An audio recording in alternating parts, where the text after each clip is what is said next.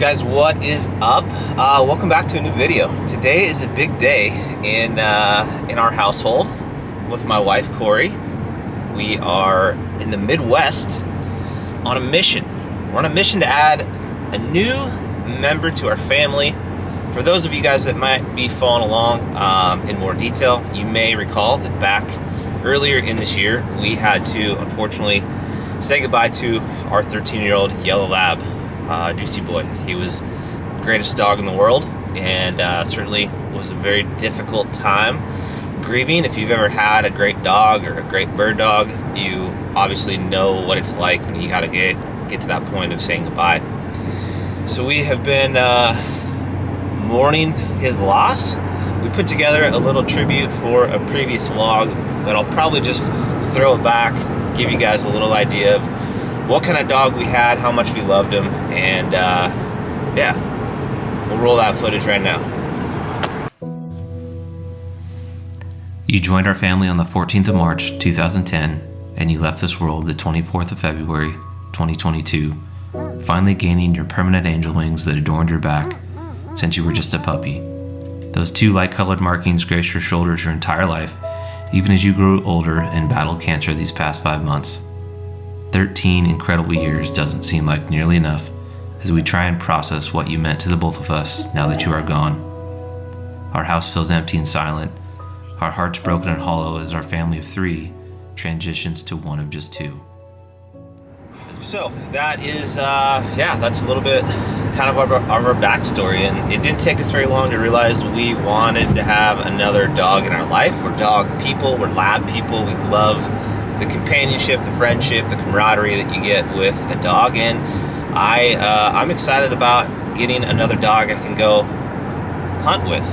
I grew up hunting with a bird dog, many in my life. It's all I've ever had is labs, mostly yellows, 1 black, 1 chocolate, couple red dog labs, but my whole life with my parents, that's all we've ever had is labs. So kind of cut my teeth on hunting with my dad, chasing ducks, geese, a lot of pheasant, upland birds in eastern Oregon. And so I'm excited to get a new puppy in the mix and go through the training program, talk a little bit about all the fun and exciting things that we're gonna be able to do with training. It's been such a long time. Like when we first got Deucey Boy, Hush didn't exist. The internet really wasn't even much of a thing. Instagram didn't exist. Our YouTube channel didn't exist. So a lot's changed. Certainly the kind of techniques and availability for information has changed. So we're gonna have a lot to do, but we just crossed over the St. Croix River. We entered into beautiful Wisconsin, and we are headed to Riverstone Kennels. So I met Josh and his wife Whitney through some mutual friends. Our buddy Jeff Lander, who owns Primitive Outfitting, he does British Columbia bear hunts and moose hunts, and then also Alberta mule deer hunts. Known him for a lot of years, but he reached out to us and said, you need to meet Josh and Whitney when the time is right and you want a new puppy. These folks are some of the greatest people I know. Jeff's pulled a couple dogs out of Riverstone Kennels, and so that's kind of how we got introduced to Josh and Whitney. Ironically, when we were kind of mourning and on our trip to get away from life after we said goodbye to Deuce, Corey found their page on Instagram completely randomly, and she kind of showed it to me. She's like, check this breeder out. Like, they look like they've got some great dogs. They seem like, you know, good, nice people. So it's been really interesting how these puzzle pieces have come together. Our good friend Matt Davis from Mountain Ops and also his own company Final Rise is like very good friends with Josh. And so in a lot of ways I feel like this is meant to be. Josh and I went turkey hunting this spring. We've become very close friends, not only with him but also his wife. And here's a little bit more glimpse of what Riverstone Kennels is all about. Hey everybody, I'm Josh Miller and welcome to Riverstone Kennels. Solo! Hey everybody, my name is Josh. And I am Whitney Miller. and together we own Riverstone Kennels. And so Riverstone Kennels started 12 years ago off of what was really a passion for waterfowl hunting. And so when I was just a teenager, I developed this strong love of waterfowl hunting. I wanted someone to share that with. And so for me, who I shared that with was with a four-legged variety in my first dog, Easton. And Easton was a very special dog to me. He made things fun and easy for me, which, became a passion, which that passion then became my business. So today, Riverstone Kennels, we train dogs from literally all over the country, all over the world. We have dogs that are sent in internationally to train. It's truly a blessing to get to do what we do every day. It really is. And I run the breeding side of the business, which starts with Josh actually going overseas, looking at dogs to import for our sires and our dams. And then I take it from there by producing the absolute best British Labradors that we possibly can and raising them until they go home to their new owners. Yeah, and then the last piece of our business would be Retriever Roadmap, which Retriever Roadmap was a solve for us because we wanted to help more people. So Retriever Roadmap allows you to have the guidelines to be successful with training your own dog at home. And it has been a truly awesome program, and so many people, super successful with using that program. It is the moment of truth. We just showed up to Riverstone Kennels, so this is like their main kind of headquarters. They've got the office behind us. It also has all the dogs that are in for current training that Josh and Dave and his team do. And so they've got like their puppy class, they've got intermediate classes, they've got advanced classes. They've got 35 dogs kind of in here year round that cycle out depending on what class they're trying to go through. What we have today is this is our Willow and Bud litter. They are going to be 7 weeks old tomorrow. And what they're doing is this is great socialization for them. So they're out and about. We have a bucket of toys here. I am unwrapping some more blankets. And what we do with these blankies is, as you can see, the puppies are running around with them. They have them in their mouth. They're pawing at them. They're getting their scent on them. And then we send all of our new puppy owners home with a blankie so the puppies have the scent of the nursery and their siblings on it to just help them settle in a little bit better. Okay, so although this is all fun and games, I am actually working while I sit here and I play with these puppies. So what I'm doing is I'm observing all 12 different personalities we have here. So we could say, okay, Mr. Gray Collar, he loves to be by me. He always wants to be by me. He might want to always follow underfoot. Where maybe, we have little Aqua Collar over here. She's totally by herself, very independent. So what I'm going to be doing is seeing over the next couple weeks and what I have observed in the weeks before, seeing if those personalities and traits are staying the same or if they are changing. And that is how we do our puppy placement with all of our clients that are getting puppies from us. Okay, so you will notice that we keep the dew claws, which are right here on the side of their front legs. We keep the dew claws on all of our puppies. Reason being is that there has been a lot of research on Labradors with dew claws removed and dew claws that have been kept on. Now, a lot of times if their breeders remove the dew claws, they are doing it no later than 3 days of age because there are actually 5 tendons that go from their elbow all the way to their dew claws that are then starting to connect after day 3 to those dew claws. Now, what those 5 tendons from the elbow to the dew claw do is that they make sure that when these puppies are running, as they turn into adult dogs and through their adult life, they're making sure that that leg is staying into the proper position and it is not tweaking out their elbow.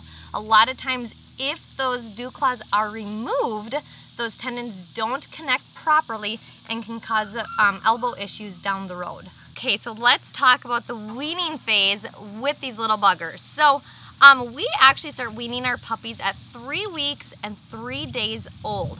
So the thought behind it and the reason that we do this is because at that age, these puppies are actually starting to get their teeth, and we don't want to cause a lot of stress on mama when they are trying to feed all their puppies. They're starting to get a bigger appetite and their teeth are coming in. And so what we do is we take this over a course of 4 different days. And so on day 1, when we start weaning, mamas get to nurse their puppies 4 times. On day 2, they nurse 3 times. On day 3, they nurse 2 times. And on day 4, they nurse 1 time. By the time the puppies are completely weaned from their mama, they have their teeth, they are properly eating mush, they're able to fill their own bellies, they're able to drink their own water, and they have their teeth, so they're now starting to eat the hard kibble. Another reason that we like to wean the mamas at that age is, like I said, the puppies now have their teeth. And what those teeth can do, if the mamas are still nursing, is actually puncture holes in their teeth, which can cause a bacterial buildup and then cause mastitis, which is something that we don't want any of our mamas to go through. It's very painful, and then they do have to get on antibiotics. So we want to try and beat those little teeth that are razor sharp and make sure that it's not causing any stress on their mama. The other thing that we do is we send our puppies home at 7 weeks. And so we give all of our clients a 1-week pickup date, because as you can see, these guys are almost 7 weeks. They all have a mind of their own. They are not just staying in little clumps like a little litter anymore. They all have their own little independent personalities, and it's so important for them to go home, establish where home is, establish who their new family is, and really start to understand what life is going to be all about. David Larson, work at Riverstone Kennels, Josh's assistant, probably head assistant trainer I'd call it. Been with him for 9.5 years, going on 10. Daily routine is training dogs from bird and gun intro to intermediate, obedience. My favorite program is probably the bird and gun, just because you get to watch that light bulb click and go, this is what mom and dad put inside me, and this is what I was bred to do. Working on an intermediate training, working through barriers. We're going short, long again. Working through decoys, just so we're not doing that on our first hunt. Running down a stretch into the water. A lot of dogs will struggle if they go from land, long stretch into water, so we want to make sure we're getting that accomplished. And then finishing our retrieves back to heel. You've seen her drop and shake off. Her job to go back down and pick it up at this level. It's not my job to pick it up. It's hers to finish that retrieve how we'd like to see it. And then being steady through the shot, all that. We don't want her to hear that shot go off, take off and go. We want her to wait, take a breath, then go when she hears her name.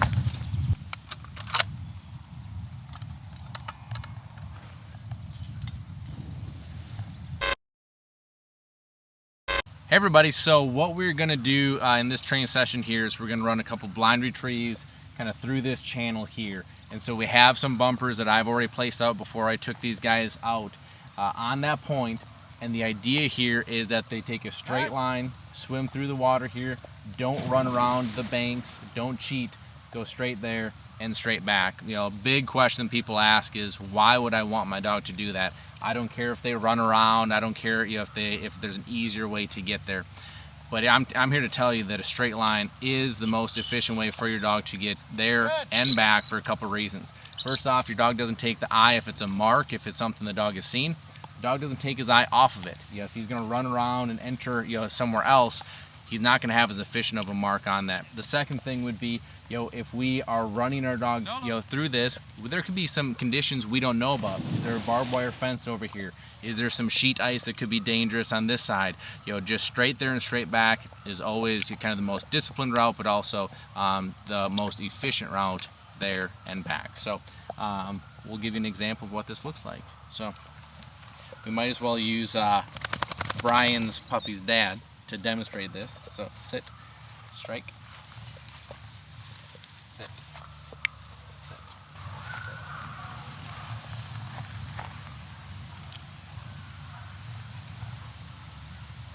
Back.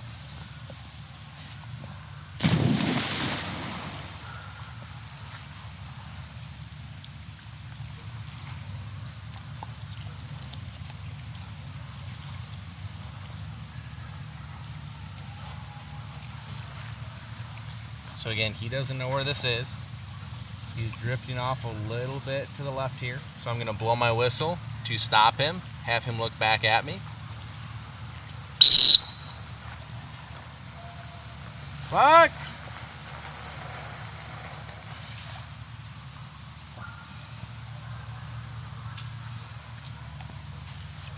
That's what I did with my hand motion. I was also trying to direct traffic coming down the driveway, but he was drifting off to the left. I stopped him, took him to the right. Good! Good boy. And then again, straight back through here. So he was drifting off to the left. I stopped him. I wanted him to continue to go back, but I wanted him to angle to my right, which he did. Brought him up on that point, and that's a successful retrieve. Again, you know, we're training for in the season, so we want this to be as efficient as possible. Straight there, straight back. and he's doing a great job at it.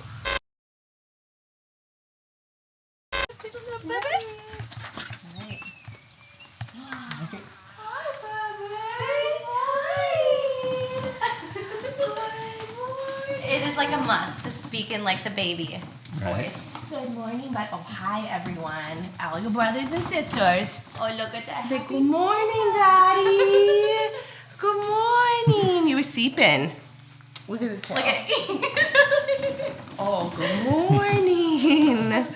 We love you already, No Name. We're gonna get a name sometime soon. Sometime soon. Oh. Oh, buddy. What do you think, babe? Oh, I love him. I love him. He's gonna be just fine. We're gonna have such a good new life together. He's a lucky Such a good new life together. Such a handsome little guy. Yes. You want to go outside and take a little leg walk? You want to take a little. I can feel his tail. Say hi, Daddy. Say hi, Daddy. What do you think? Hi, bud. Hi, bud. Hi, bud. Hi, bud. What are you doing? What do you think? Today's going to be a big day for us. He's just looking for your shoelaces. What do you think, huh? Hi, sweetie. Hi. So cute. He loves the camera, like anything in your hand. Come on, come see you. Hi. Hi, bud. Hi. Hi, big guy. Oh, such a sweetie. Yeah, such a sweetie, huh? Oh. Say hi.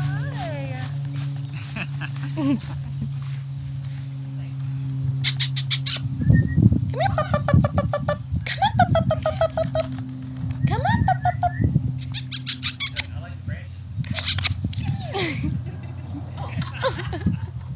I love the independent side of him. Man, what a special day. Adding a new member to our family.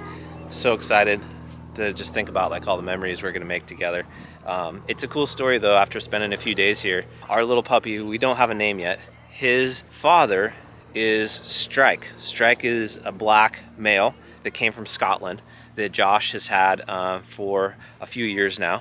Got a really cool story of some of the triumphs that he's come through, and they have a podcast called Duck Dogs that Josh and Whitney host, and there's a really great story on Strike. Our puppy's mom is Sunny. Sunny came from a female by the name of Sage, and Sage was owned by our friend Jeff Lander, and then eventually Josh and Whitney owned her. And Jeff is who kind of made the connection between Josh and Whitney and Corey and I, which is kind of cool to have that commonality, that full circle. Brock, also who we spoke about on our podcast and is like one of Josh's most special dogs. Brock and Sage are Sunny's mom.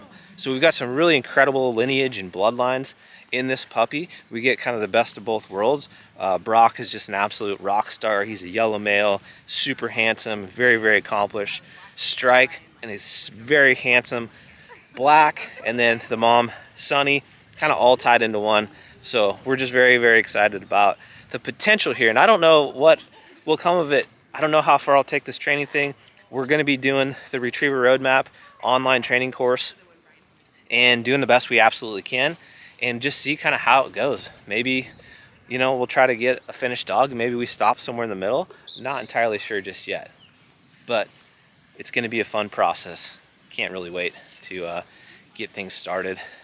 Crossing my fingers that we finish up a smooth transition home on the airplane and start a new life with our new little best friend, guys. I hope you have enjoyed this little video. It's a little different than what we've done before, but I wanted to showcase the whole process of getting a new puppy after saying goodbye to your best friend after 13 long years. So anyways, we appreciate the support, and we'll catch you on the next one. Guys, what is up? Figured we'd do a little quick check-in. It's been a couple weeks, and we're home, getting settled in. Huh, bud? It has been a super seamless transition. The flight was amazing. I would say he slept 90% of the time. we've just been trying to get him settled into the house, like learning new things. Been following the retriever roadmap, working on his potty training, his crate training, just getting like a fundamental routine in place for him. And I'd say so far it's going amazing. He's been sleeping through the night. He has been learning how to go outside and not in the house. He's been real chill, like everything I would have hoped for. Couldn't be more thrilled. If you guys have any interest in doing some of the training of your own, Josh set up a discount code for anybody that follows Hush. You can use Hush22 and it will save you $100 getting going on the Retriever Roadmap subscription. My wife and I are following it to the T. Right now we're just in the introductory puppy phase, and then we'll be kind of moving on to more of the foundational obedience here probably in the next week or so. Stick around, tune in tomorrow for our weekly vlog. I'll fill you in on what we named him, the meaning behind his name, and a few more other updates. We'll see you on the next one.